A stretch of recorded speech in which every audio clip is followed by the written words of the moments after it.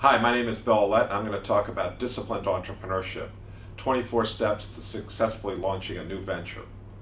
What I'm going to start with is what is entrepreneurship, because this term is used all the time. It's bandied about. Everyone's for entrepreneurship. However, there's two fundamentally different types of entrepreneurship that I want to talk about. First of all, we have entrepreneurship.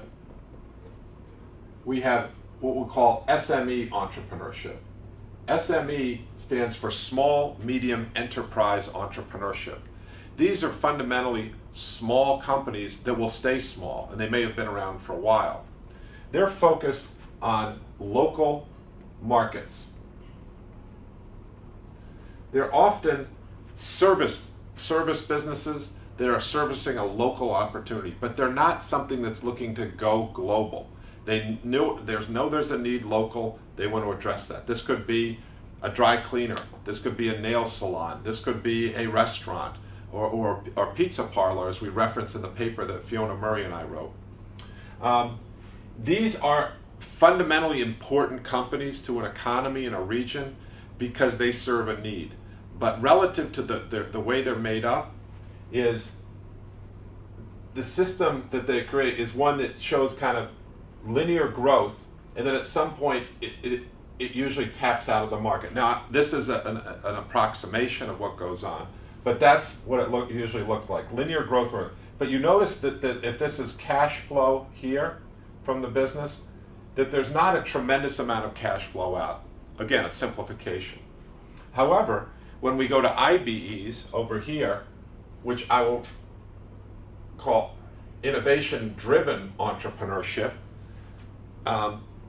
or innovation-driven enterprise entrepreneurship, we have a fundamentally different business. This one is looking for global markets or super regional markets to serve.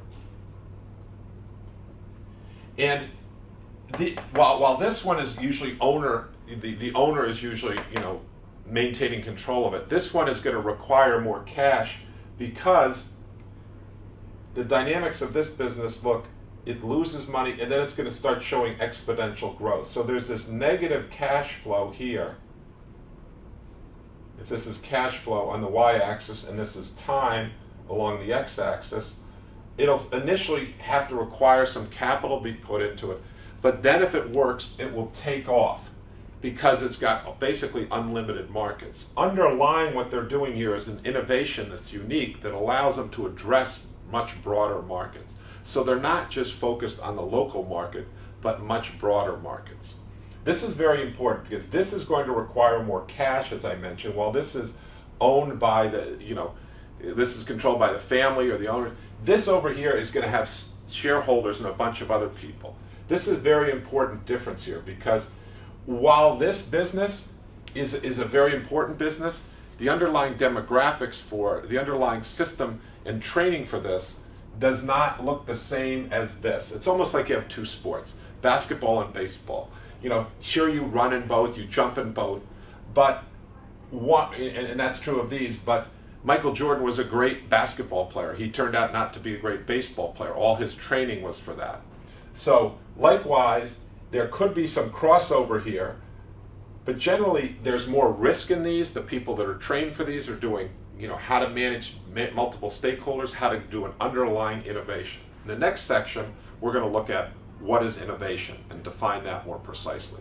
But the point of this is two types of entrepreneurship: small, medium enterprise entrepreneurship, small companies distributed geographically, and then innovation-driven enterprise entrepreneurship, companies that might not make it, but then if they make it, they get to grow and be very, very big. These end up, you don't need a lot of these to generate a lot of jobs. These you need a lot. These tend to be more clustered.